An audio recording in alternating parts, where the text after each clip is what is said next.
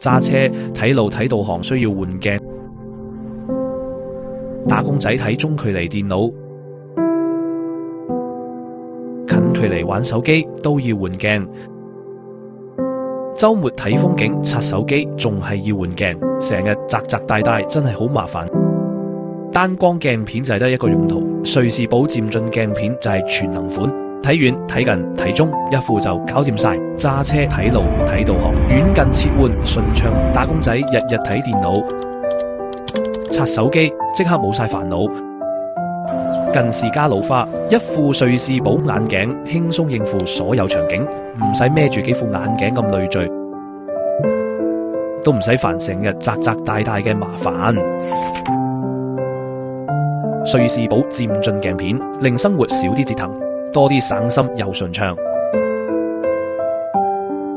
揸車睇路，返工睇屏幕靠佢，